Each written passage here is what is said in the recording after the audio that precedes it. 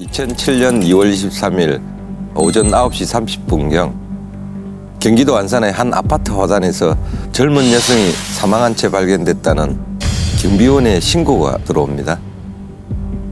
옥상에서 떨어졌을 수도 있고 극단적인 선택을 했을 수도 있는 상황이기도 하겠네요. 그 경비원분은 순찰을 하다가 발견을 한 건가요?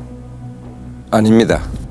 그날따라 출근 시간대부터 민원 전화가 여러 건 들어왔었다고 합니다. 아파트 입구에 대변과 피가 있다는 민원이 들어와 치우기도 했고요. 얼마 지나지 않아 고층에 사는 주민에게 인형인지 사람인지 화단에 누워있으니 확인해보라는 민원을 받았다고 합니다. 그래서 가보니 여성이 사망해 있었던 거고요.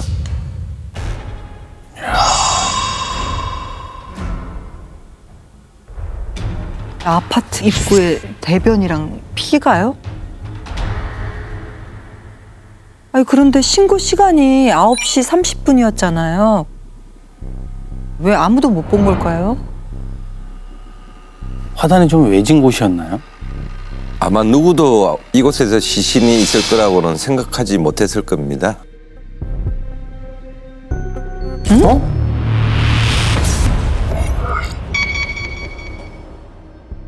바로 입구네. 응?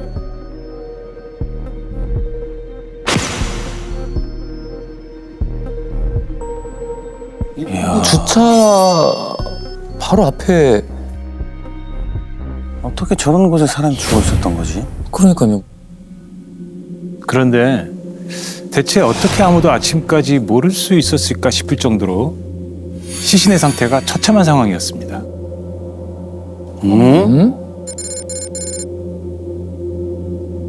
우선 팔과 다리를 대자로 뻗은 채 하늘을 보고 누운 자세로 발견됐는데 하의는 속옷까지 완전히 발가벗겨져 나체 상태였고요. 아이고. 상의도 속옷이 올라가 가슴이 노출되어 있었습니다.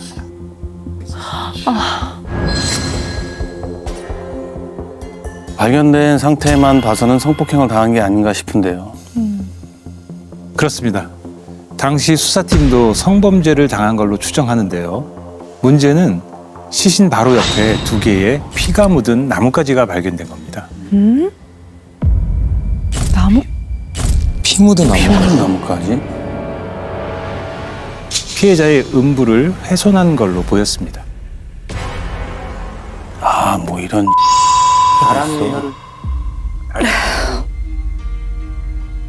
다량의 혈흔이 엉덩이 쪽으로 흘러내려 있었는데 해당 부위에 상처가 있는 걸로 봐서는 음부를 훼손하면서 흘린 피로 추정이 된 상황이었습니다.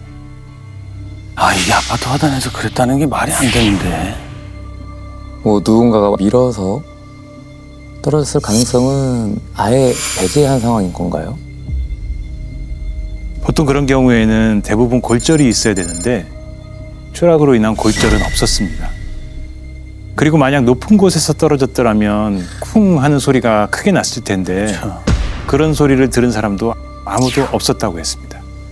야, 그러면 범행 현장이 화단이었다는 얘기가 되는데. 현장 감식 당시 아파트 입구에 있었던 혈흔과 인분이 모두 사망한 여성의 것으로 확인이 된 것을 아이고. 봤을 때 최초 범행은 아파트 입구에서 벌어진 것으로 추정이 됐고요. 아파트 입구에서부터 화단 앞에 주차장 그리고 화단으로 이어진 상황이었습니다. 1,500세대가 넘는 아파트였지만 목격자는 단 한 명도 없었습니다. 이미 여성의 의식이 없는 상태에서 화단으로 끌고 왔다면 화단에서 비명소리조차 내지 못할 상황이 아니었을까. 경비 초소는 피해자가 발견된 장소 앞 불과 5m도 안 되는 거리에 있긴 했지만 경비원들조차도 민원 전화가 들어오기 전까지는 범행 사실을 전혀 모르고 있는 상황이었습니다. 5m면 몇 끝에서 몇 끝도 안 돼. 그거도 안 돼요. 5발 반? 안 되지. 네. 와, 어떻게 이렇게까지 아무도 모를 수가 있죠. 화단에서 벌어진 일인데. CCTV는요? 아파트 단지 내부에는 CCTV가 있었을 거 아닙니까? CCTV가 없었습니다. 아시야. 아. 그러면 정확한 사인은 뭘로 나왔나요? 코뼈 골절로 인한 과다출혈로 기도가 폐쇄되어 사망한 것으로 확인됩니다.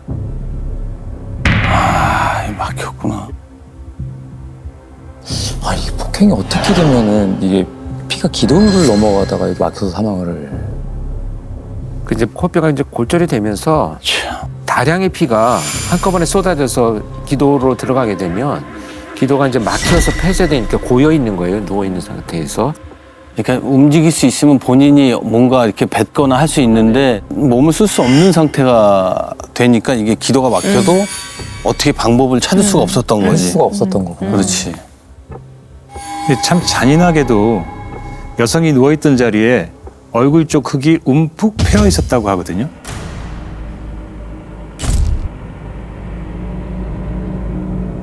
얼굴은 알아볼 수 없을 정도로 피로 뒤덮여 있었고요. 얼굴, 목, 배, 몸 곳곳에 족적이 찍혀 있었던 것으로 봐선 화단에서도 얼굴을 수차례 발로 짓밟고 온몸을 폭행했을 것으로 보였다고 합니다. 야. 아니 어떤 원한이 있어도 이거는 너무 센데. 야, 족적이 온몸에 있었다는 거면 발로 차고 짓밟고 막 했다는 거 아니야. 그럼 족적 이외에 범인이 남기고 간 흔적은 없었나요? 피해자의 허벅지와 음부에서 범인의 정액이 발견됩니다. DNA가 나오긴 했는데 2007년이라 대조할 방법은 없었습니다. 아, 데이터가 없던 거군요. 그렇죠. 데이터가 없는 거지. 일단은 성범죄가 확실했다는 거네요. 그렇네. 그렇죠. 아, 아, 이건 이상하다 못해 너무 기괴하고 1500세대 대단지에서 이런 일을 벌이냐 이거죠. 아, 이렇게 끔찍한 짓을. 그러니까. 사망한 여성의 신원은 바로 확인이 됐나요? 사망한 여성은 사건이 발생한 아파트에서 300m 정도 떨어진 주택에 홀로 거주 중이던 37살 여성이었습니다. 아파트 입구에 여성의 가방이 열린 채로 내용물이 쏟아져 있었는데 지갑이 보이지 않았다고 했고요. 그럼 강도짓까지 한 거네요? 근데 강도가 목적이면 그냥 돈만 가져가면 되는 거잖아요. 근데 마치 목적이 이거인 것처럼 너무 끔찍한 짓을 해버리니까. 그래서 가능성이 낮긴 했지만 당시 수사팀에서도 시신의 훼손 정도가 너무 심해서 원한도 의심을 했던 것 같습니다. 피해자의 주변 인물을 살피던 중에 금전 관계로 법정 다툼까지 진행 중인 남성이 확인됐기도 했고요. 야, 돈 때문에 법정까지 갔다고요? 그게 누구였는데요? 피해자가 만나던 전 남자친구였습니다. 피해자가 이 남성과 교제를 하면서 4천만 원을 빌렸는데 헤어진 후에 피해 여성이 돈을 갚지 않아서 사기죄로 고소를 하고요. 돈을 갚으라며 협박까지 했던 상황이었다고 합니다. DNA 어떻게 바로 확인해보면 안 되는 건가요? 일치하지 않은 것으로 나옵니다. 피해자의 최근 8개월간 통화 내역을 모두 분석해서 주변 인물 중에 알리바이가 확실하지 않은 6명의 구강세포도 채취했지만 모두 불일치로 나왔습니다. 원한에 의한 범죄는 아닐 가능성이 더 높았던 거죠. 그렇지. 이 앙심을 품었다고 해도 그렇게 잔인하게 길에서 그러진 않았겠지. 근데 원한 없이 그냥 와. 그래서 인근 지역의 변태 성욕자들, 유사 범죄를 저지른 전과자들까지 모두 용의선상에 올리고 구강상피를 채취해 범행 현장에서 나온 DNA와 대조를 해봤지만 일치하는 사람은 찾을 수가 없었습니다. 와, 그렇게 수사를 했는데도 못 찾은 거예요? 혹시 피해자의 마지막 행적에서 뭔가 단서가 될 만한 건 없었어요? 시신으로 발견되기 전날 술을 많이 마신 상태로 확인됩니다. 피해자가 호프집에서 아르바이트를 했는데 전날 밤 호프집 여사장과 술을 마시고 만취한 상태로 헤어졌다고 합니다.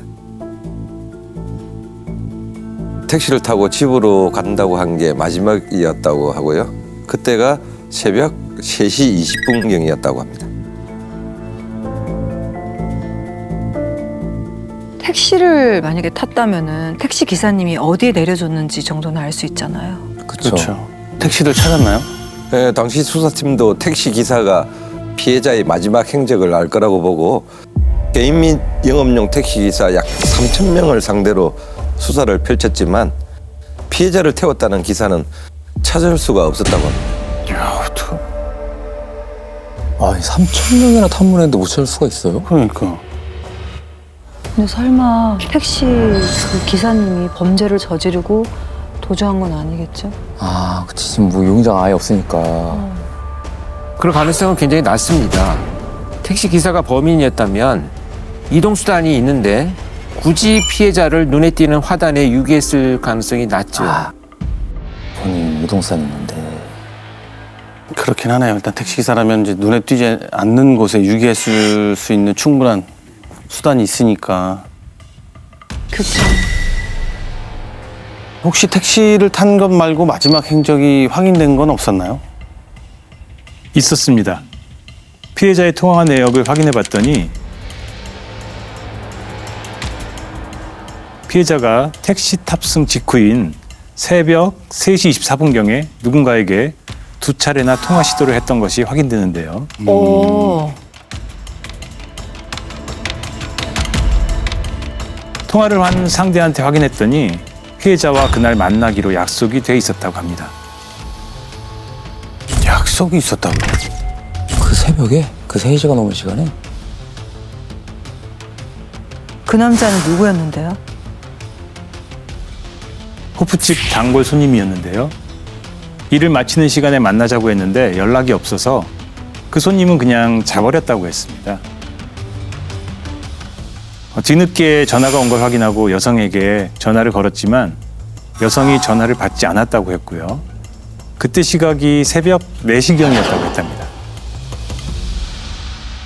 새벽 4시에 전화를 안 받았다는 건 아까 전에 새벽 3시 24분이라고 했잖아요. 택시에서 내리자마자 일이 벌어진 것 같은데. 그렇죠. 범인에 대해 한 가지 확신할 수 있었던 건 범인한테는 이동수단이 없었다는 겁니다.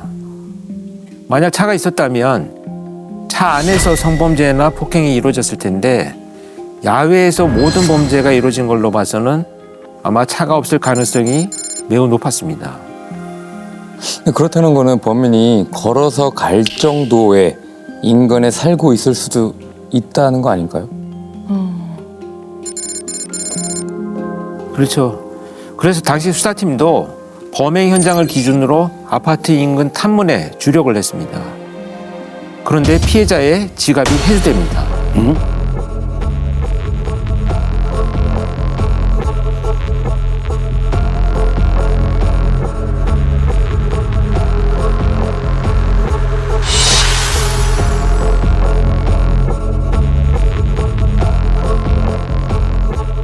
어떻게 하다가 이게 다시 수사팀 손에 들어오게 된 거예요? 누군가가 우체통에 지갑을 넣어놔서 수사팀으로 넘어온 상황이었습니다. 그래서 수사팀이 지갑을 찾아준 사람을 찾기 위해서 현수막을 내걸었는데요. 이틀 후에 지갑을 우체통에 넣었다는 사람에게서 연락을 받게 됩니다. 그 사람이 지갑을 어디서 발견했던 거죠?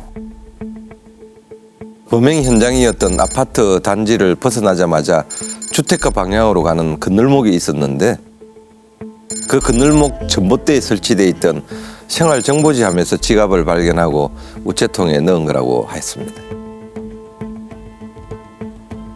야, 그러면 그 지갑에 지문이라도 발견이 되면 이거는 바로 잡을 수 있는 거잖아요. 지문이니까. 그렇게 간단하면 좋은데 지갑에선 지문이 나오지 않았습니다.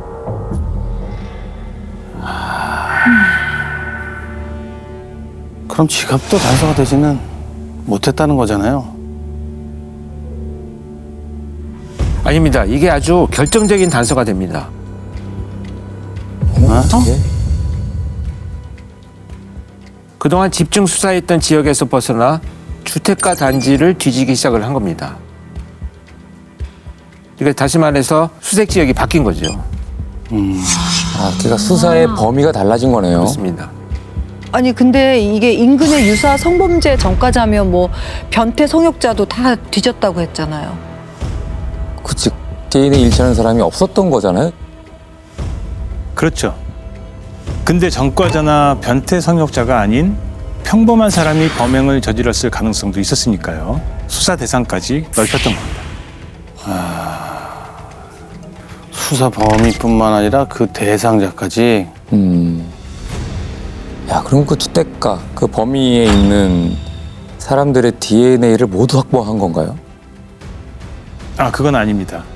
당시 피해자의 몸에 남아있던 정액으로 수사 대상을 좀 좁혔습니다. 정자의 질과 양을 통해서 대략적으로 연령대를 추정할 수 있고 혈액형도 확인이 가능하거든요. 와. 와. 와 근데 진짜 몰랐어요. 이 정액에서 나이대랑 혈액형까지 다 나오는 걸 혈액형까지. 정말 몰랐어요. 와. 당시 범인은 O형의 젊은 남성이었을 걸로 나옵니다. 그래서 인근에 사는 젊은 남성들 중에 O형만 출연해서 구강상 피세포를 채취한 겁니다. 약 한 달 정도 걸렸습니다. 한 달 동안이나. 와. 그래서 그 DNA 그 일치자가 나왔나요? 나옵니다. 그 지역에 살고 있는 26살의 평범한 남성이었는데요. 전과도 없었고 직장도 없었습니다. 그러니까 왜 그런 거예요, 그러니까? 범인의 입으로 한번 직접 들어보시죠. 진짜. 바짝도 보고 싶지 않은데. 이제.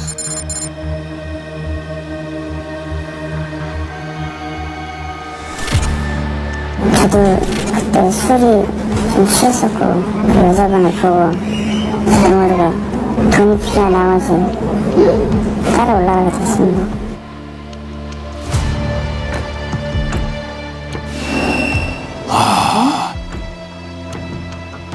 따라 올라가게 됐다고? 돈도 필요하고 그래서 이게 술 먹어서 자기도 모르게 그런 짓을 했다고? 이거? 그래도 아무리 술 취해도 저렇게 잔인하게. 어떻게 저렇게 잔인하게. 와 진짜 얼굴은 공개를 안 하나요? 아, 제가 이해가 안 되는 게 자기도 모르게 그런 짓을 했다라는 건 말이 안 되는 것 같아요. 몰랐을 수가 없어. 진짜 술을 많이 먹으면 시신을 하지. 맞아. 정신은 뜨문뜨문 살아 있어. 그렇게까지 흙이 파일 정도로 사람을 짓밟고 나뭇가지로 그렇게 훼손을 하고 근데 그게 기억이 안 난다고? 그게 말이 안 되는 거야. 그날 오랜만에 친구들을 만나 3차까지 술을 마셨다고 했는데요. 술을 마시고 집으로 가는 길에 택시에서 내리는 피해자를 보고 돈을 뺏을 마음으로 따라갔다 이런 주장을 합니다. 아니 술을 3차까지 먹을 돈은 있고 그래서 남의 돈을.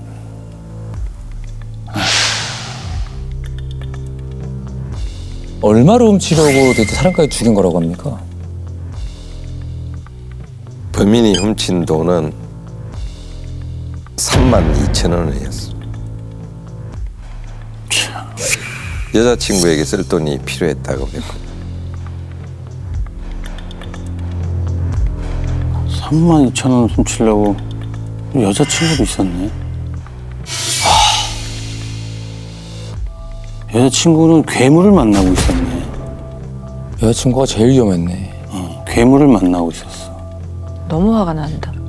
여자친구가 이렇게 끔찍한 짓을 한 게 자기 남자친구라는 걸 알면 그 여자친구도 너무 오랫동안 여자친구 트라우마에 피해자죠. 시달릴 것 같아. 이 피해자죠. 충격이. 맞아요. 와.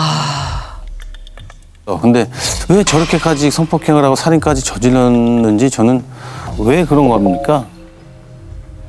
피해자의 돈을 뺏으려고 처음엔 폭행만 했다고 주장합니다. 폭행을 하다가 여성이 기절을 하니까 놀라서 인근 공중 화장실로 달려가 손과 신발을 씻었다고 했고요. 근데 지갑을 훔치지 못한 게 생각나서 다시 돌아갔는데 바닥에 쓰러져 있는 피해자를 보자 성욕이 생겼답니다. 피해자가 그 사이 의식을 되찾자 발로 얼굴을 수차례 밟아 죽이게 된 거라고 했고요. 이거 술 취한 거 다 뻥이네. 그러니까 이거 기억 다 가서 하잖아. 지금 걸릴까봐 다 씻고 다시 와서 얼굴 보고 성욕이 생기고 지금 뭐 블라블라 떠들고 있는 거 아니야 지금. 말 같지도 않은 소리 하고 있는 거 아니야. 맹정신이었네. 다 기억 있는 거야. 다 기억이 있는 거야. 그러니까 그냥 끝까지 돈만 뺏으려고 했다라고 주장을 하려고 지금 저러는 건데 그것도 어이가 없는 상황인 거지 지금.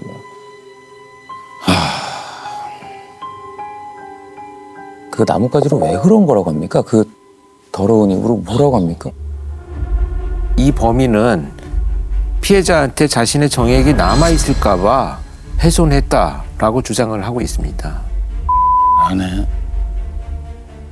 정말로 남아있을 정액이 걱정돼서 훼손을 했다는 거예요? 정말로? 아 말이 안 되는데. 그 짓을 하지 말든가. 그러니까 단순히 지갑을 뺏느라고 폭행을 한 게 아니고 성이 목적이었고 그래서 성적 행위가 끝난 이후에 자신의 증거를 인멸하려고 하는 노력까지 다 이루어진 이후에 지갑을 가져갔기 때문에 지금 단순히 뭐 금품강치로 주장하는 것은 이거는 타당성이 없다 이렇게 보여집니다. 아 난 근데 불안한 게 술을 먹은 상태여서 심신미약을 끝까지 주장한 건 아니죠? 맞습니다. 그런데 네. 범인의 주장대로 본인이 심신미약 상태였다면 범행 현장을 떠났다가 지갑을 가지러 다시 현장에 돌아왔다는 것 자체가 스스로 판단을 했다라는 것이 인정되기 때문에 재판부에서는 애초에 인정을 하지 않았습니다. 아, 너무 그치. 다행이다 진짜. 이거는 진짜 인정됐다 그러면 진짜 화가 말이 안 아, 되지. 진짜. 지갑이 생각나서 다시 돌아갔는데. 그러니까 그런 게 심신미약이 아니라는 걸 증명하는군요. 와, 그건 몰랐네요. 아, 난 진짜 이 죄값이 얼마 나왔을지 저는 너무 이게 무기징역을 선고받았습니다.